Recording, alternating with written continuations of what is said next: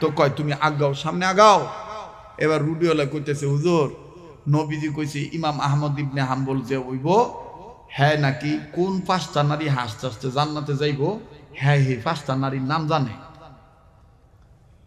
তো আচ্ছা আর কি কয়, আর একটা হইল যে ইমাম আহমদ ইবনে হাম্বল যে হইব হ্যাঁ হাতের লগে মুসাফা করলেই নবীর হাতের গ্রান পাওয়া যাইব। হুজুর এইটা ওই না 8টা পিছনে নিচে গা, কারণ থাবা দিয়ে যদি 8টা দই দেবো লেগা হুজুরের পিছনে 8টা নিয়ে কয় আচ্ছা 5টা নাম যে বেটির বেটি গোজে 5টা নাম যে 5জন মহিলা জান্নাতে যাইব হাসতে হাসতে, নবীজি কইছে না তোমারে? আমি কেন না হইনা বই রইছি। যে হুজুরে কইব আমি ইমাম আহমদ ইবনে হাম্বল আমি হেরে কমু, তাইলে সম্বল যে 5টা মহিলা জান্নাতি, কোন কোন মহিলা 5টা মহিলা জান্নাতি হাসতে হাসতে জান্নাতে যাইব, এ বিটি বিটু নাম দি কন দি। তো ইমাম আহমদ ইবনে হাম্বল কইতেছে ইয়া যুবক ও যুবক আমি একটু কই দেও তো নাম দি মিলেনি। কথা আপনি হাত পিছে নিছেন কা না গায়ে কন, হুজুরে কইতেছে না দেহ নামটা মিলেনি। এইবার যুবকের মোটামুটি 100 ভাগের টেনে 25 ভাগ অন্তরে আইয়া পড়ছে, মনে হয় এবার হুজুরে বাচ্চায় যুবক খালি আজ্ঞা, হুজুরে বাচ্চায় যুবক খালি আজ্ঞা। দেখবেন যাদের ভিতরে কিছু থাকে এরা লুকায় রাখার চেষ্টা করে, আর যার ভিতরে থাকে না দেখবেন যে 14 মাসের পেটের সাইজ লয়ে বইয়ে থাকে দরবার খুললা। মুর্শিদ বাবা ইমন বাবা হইছে। তুমি আজ ভাগা বলেন নিগি ডাগা লাগাতে গে রইলাম বগছাই কেউ ডাগা লাগাতে আগি লাগা ডাঙ্গা প্রাণের মর্ষিগি দওয়া ওয়া ওয়া ওয়া ওয়া ও বাবা ও বাবা কথা কোন ঠিক কি না? দেখো সালান পাতি কম, হ্যাঁ গো গপ্প বেশি, হ্যাঁ গো মেকআপ বেশি। দেখবেন কালা বেডিটা দলাওয়ার বেশি দামটা করে, ঠিক কইছি আর একটা দলা, কিন্তু আতগুলা যে কালা তোমরা কইবে হুজুর আমনেও হুজুর মানুষ আপনি তো দেখেন আমি কানা রে, আমি কানা রোডও চলতে গেলে তো আটকা ফইরিয়া যায়। আরে কথা কয় না বড় কথা কয়, আমি কি কানা? কিছু কানা কিছু মৌলবি আছে দেখবেন কি বুজুর্গ সাজছে, যেই দেশে বেটিরা নেংডা হয়ে ঘুরে সেই দেশে হ্যাঁ গুমটা দিছে। আরে মৌলভী তুই এই গুমটাটা খুললে মান্দাটার মধ্যে ফাঁকিটা বাইন্দা ক মুসলমান রাষ্ট্রে কোন ইন্ডিয়ান প্রোডাকশন চলবো না, জি বাংলা এরপরে আমার ভাইরা আমার স্টার জালসার কোন প্রোডাকশন ইন্ডিয়ান মার্কায় চলবো না, চলতে গেলে মদিনা মার্কায় চালাইতে হবে। কথা বলেন ঠিক কিনা? এইটা না কইয়া বুজুর্গ হাতছে বেশি বালা বালা না, উচিত কথায় নাই বুজুর্গ হাতছে। প্রত্যেক মসজিদের ইমামরা যদি কয় এই এলাকায় আমার মহল্লায় আমার সমাজে কোনো বেপরদা নারী থাকলে যেই সমাজে যেই ঘরে আমার খাওন পরে এই ঘরের বেটিটা যদি পর্দা না করে যদি সুদ খায় এই ঘরে আমি খাইতাম না,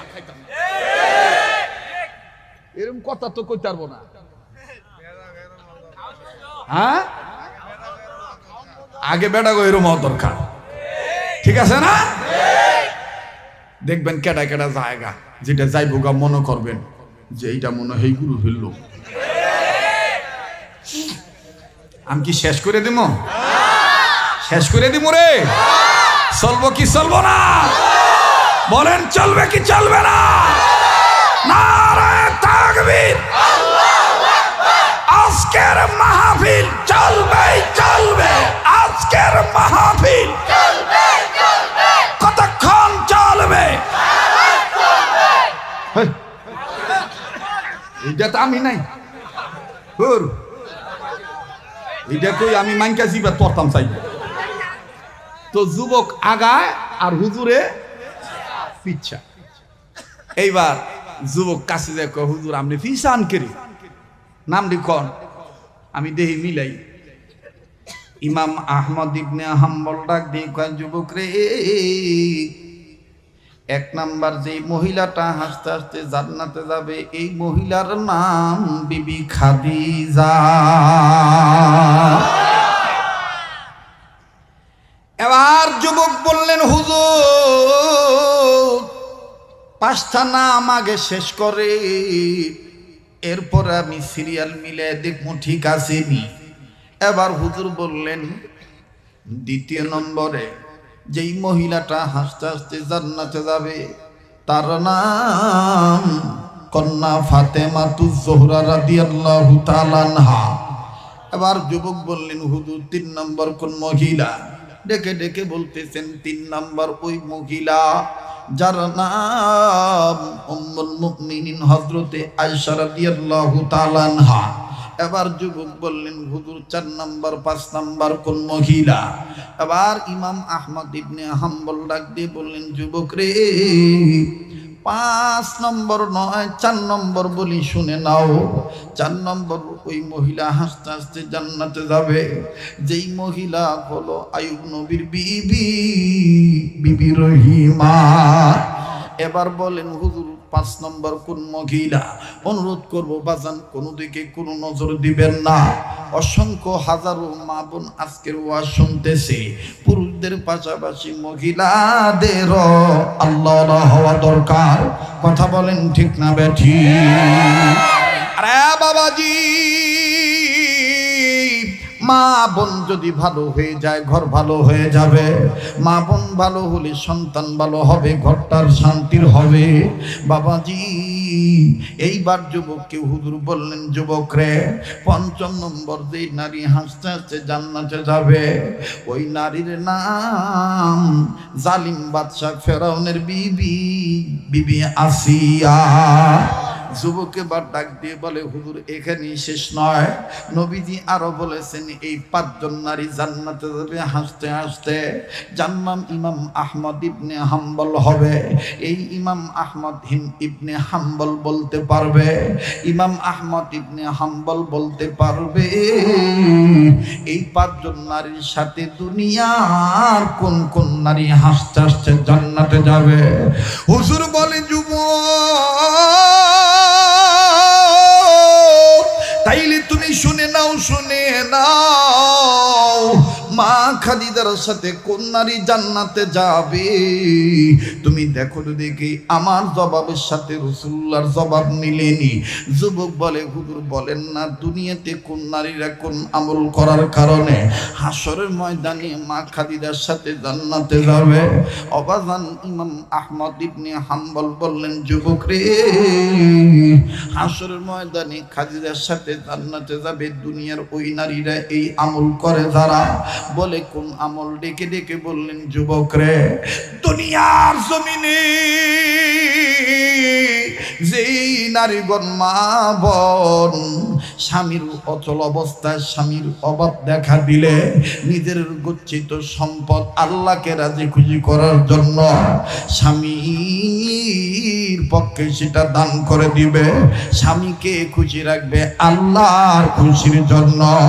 আমি বলে দিলাম আমার নবী বলেছেন, কথাটা নোট করে বলে দিলাম, দুনিয়াতে যে মহিলারা স্বামীর খেদমতগার হবে, স্বামীর অভাবের সময় সম্পদ বাবার বাড়ির সম্পদ নিজের গচ্ছিত সম্পদ আল্লাহকে রাজি করার জন্য স্বামীকে দান করে দিবে, আল্লাহর নবী বলেন তারা আমার খাদিজার সাথে জান্নাতে যাবে। এবার ডাক দিয়ে বললেন হুজুর এবার আপনি বলেন তো দেখি হুজুর গো ও হুজুর ফাতেমার সাথে কোন নারীরা জান্নাতে যাবে?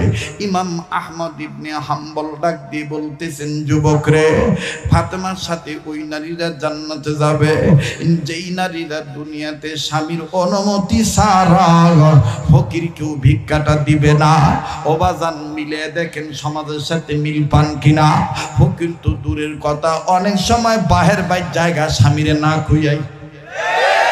কথা জোরে কোন ঠিক না বেঠি? আরে বন্ধু